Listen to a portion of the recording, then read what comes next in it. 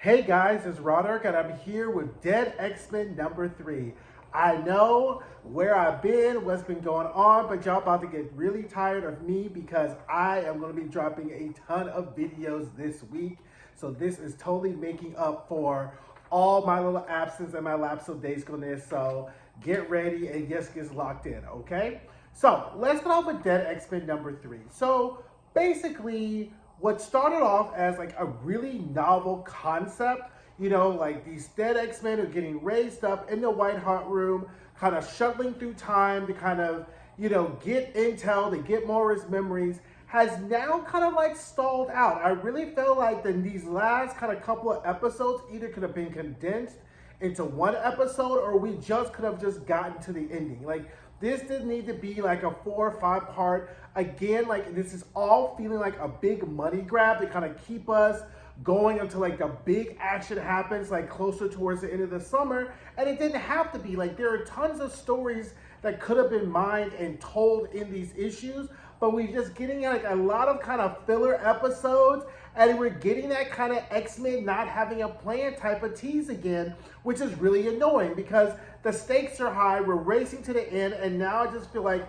this dead X-Men team, which really accomplished their mission in the first issue with some added complications, really could have just went back to either being dead or come back alive, whatever. So I'm not really liking so far the direction of where things are going. Now, I will say it could turn up and be a lot better towards the end, but these middle issues where the story kind of lags, you kind of get a filler and they're trying to kind of pull at your emotional heartstrings, whatever, it just doesn't work, right? So again, I love this series, I love the iteration. This issue just was not my favorite. It was just not one of the better issues, just because it really didn't move the story forward, and we got a lot of the same arguments that we kind of got like in the first issues, and we get it, right? Everybody wants to be involved in the resolution and stopping Orchis and starting Moira, but the fact is, unless you have a tangible plan that's really going to be knocking things out the park, then stay on the sidelines, like stay in your lane. Plus, Rachel is like really acting like traffic director here, and she has her own ish. She got Mother Righteous like in her little ear, yeah. And she has this whole Xavier plan that she's been left in the dark in. And then on top of that, we have just the fact of that the Dominion, Enigma is onto them, and he's like literally chasing them through every jump in no place. So Rachel really don't have a whole lot of time for these dead X-Men and their ish, right? So I get it, but it's enjoyable. I'm locked in for the ride. Like I said, it wasn't really my favorite issue or my favorite episode or my favorite issue, but we're gonna go through it because there are some good points in there, right? So basically, the dead X-Men are on the hunt for what I'm calling her Mecha Moira, right? So we have the real Moira who we see in like the X-Men titles, but we're calling this Moira Mecha Moira, right? Kind of like Mecha Tarzan, Mecha Godzilla, Mecha Streisand if you're a big South Park fan. So they're on the hunt for Mecha Moira because of the fact that they are the reason why she was able to get the added mysterium to add to her component to go slash it through time and space. If they hadn't been so clumsy and lazy with their mission, Mecha Moira wouldn't be a problem, right? We get it. So Jubilee still has like Emma's blood on her. Prodigy still has a shard of the MCAR crystal in his chest, and they arrive with no idea what life they're in, right? I was like, couldn't you look around and you can like pretty see, because they're still just yelling at Rachel, take us here, jump us here. So now they're in a new light and they're like, where are we? I looked at the panel without even knowing. It's like, okay, you're in the Egyptian tomb. Clearly this is the life when Moira ends up siding with Apocalypse. Guess what life they're in? The life where Moira ends up siding with Apocalypse.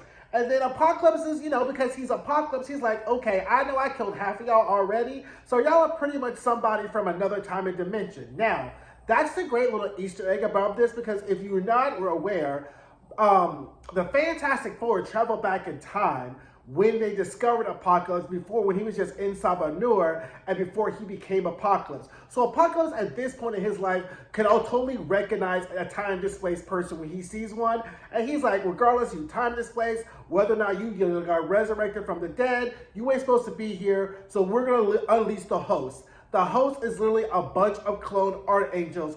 And then, of course, what do you get? Rachel, let us out. Rachel, send us back. Rachel, whatever, right? So, of course, I'm like, what you think was going to happen, right? So you just wasted these time jumps just being willy-nilly about this. And that's the part of the book that really starts to annoy me, because I'm like, there's not like there's an infinite amount of time jumps that Rachel can be doing, right? So they have to be strategic, and when they show up, either need to get the job done or don't, right? But they don't have a plan because they just want to show up to every life they're in and think like, oh, this is the plan.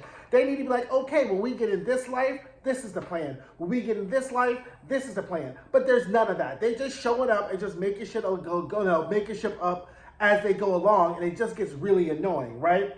So now what happens? They're back in a white hot room, and then she's just like, look, y'all sloppy as fuck. I ain't got time for all your shit. What the fuck is going on? So then they end up telling Rachel about Mecha Moira, and then how, like, what's going on? And she's like, you didn't think to let me know that you have unleashed a Mecha Moira? Look at all the list of things we got to deal with. We don't need no more extra Moiras going on with this. Y'all don't really fucked around and found out, right? So as they're telling Rachel and Mecha Moira is in the 10th life, and she's watching Cyclops being led to his trial, and then she goes to her 3rd life. This is right before she gets burned the fuck up by Destiny and Mystique, right? And then Rachel's like, look, I need to know what's going on. They're making all these excuses. We're so sorry, whatever. And Rachel's like, okay, look, she really can't be mad and then like leave them in a white hot room because they need all the bodies they can, all the bodies they can get. The regular X-Men are doing the counterattack against Orchis, right? 250,000 mutants are trapped in a white hot room. She ain't got really a whole lot of options, but this ragtag D- team, and I'm so disappointed in Dazzler.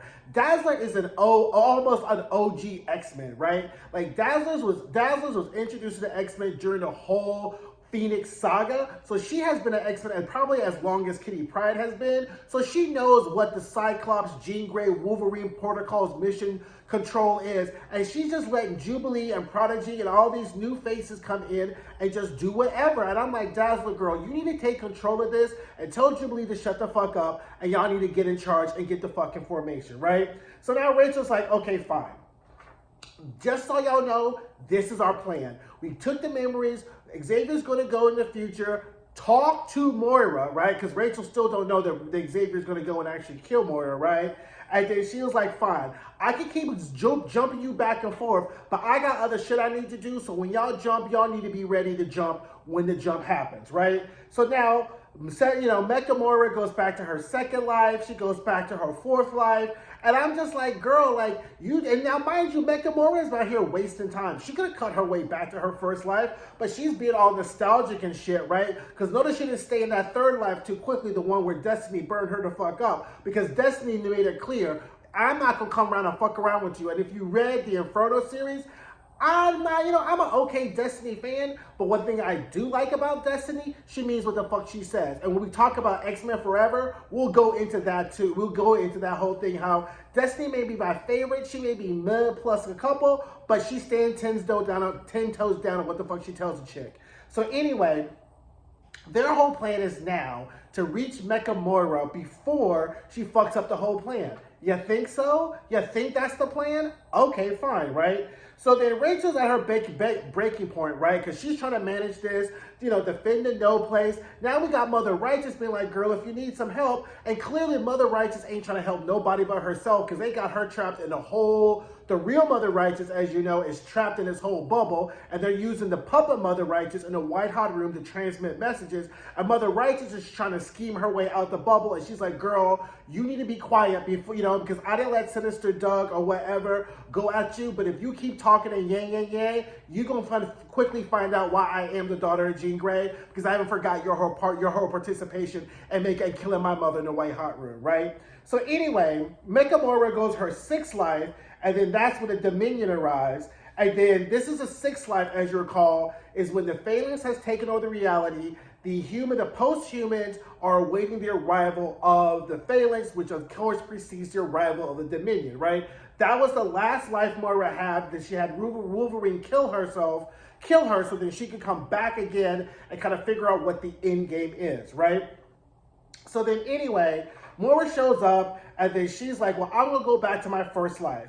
Meanwhile, Rachel goes and checks on the professor. He's already gone. Mother Righteous is still going in about whatever. And the dead X-Men now arrive on a moon base, right? Where Beast and another person is taking care of a Moira that's in comatose, right? So we don't know which life this is, but I'm like, are they in the fifth life? I think this is the fifth life, but they don't. They quit putting labels on it, right? At this point, all we know is when they show up, they're detected, and here comes this ragtag looking X-Men. Cyclops and Psylocke are in a relationship, right? They're a whole ass married. So like, what the fuck? Did Jean Grey just never occur? Like, what's going? Like, you way down. Like, is that? I can see him like in a life where Cyclops and Emma Frost are married. I can say Cyclops and maybe Madeline Pryor are married. But you don't went way down the totem pole if you'd have ended up with like Psylocke. And this is like the Betsy non-quantum Psylocke, and I was just like, ooh, girl, like, really, Cyclops? Like, Cyclops just always gives me, like, you can't be alone type of tease, right? Like, he's that fuckboy who just can't be alone. Now, Cyclops really isn't a fuckboy, but he just kind of gives that tease like he don't know how to be by himself. Because if he had known how to be by himself, he would have never hooked up with Madeline Pryor in the beginning, but that's a video for a whole nother story. Needless to say, the dead X-Men now are battling these X-Men who are in the fifth life or whatever. And then, finally, Frenzy's like, why don't you just read our mind and see what's going on? Like, we're not here to fight you. We're here to stop Moira. Mecha Moira shows up because they're like, what? How'd you get in a coma? Mecha Moira's like, nah, I'm not that Moira. I'm this newfangled Moira, and I'm about to wreak some havoc. And that's how the issue ends, right? So I was like, okay. They kind of could have combined it because the past two issues are just them hopping into lives, different Moira lives, creating havoc, and then trying to clean up the mess, and then going back to Rachel, and then them jumping them somewhere else, So I get it. Like, we didn't get a whole lot of movement, but like I said, it's still enjoyable. It's still kind of interesting to see them interact with these different Moira lives, even if it's on a very superficial level. So, I hate this phrase, but it is what it is, right? So anyway, guys, let me know what you think. Drop down in the comments. Thanks for watching, and I will see you guys soon. Bye. Hey guys, thanks for watching my videos. Don't forget to like, comment, subscribe, and share. And don't forget to check out some of my other videos.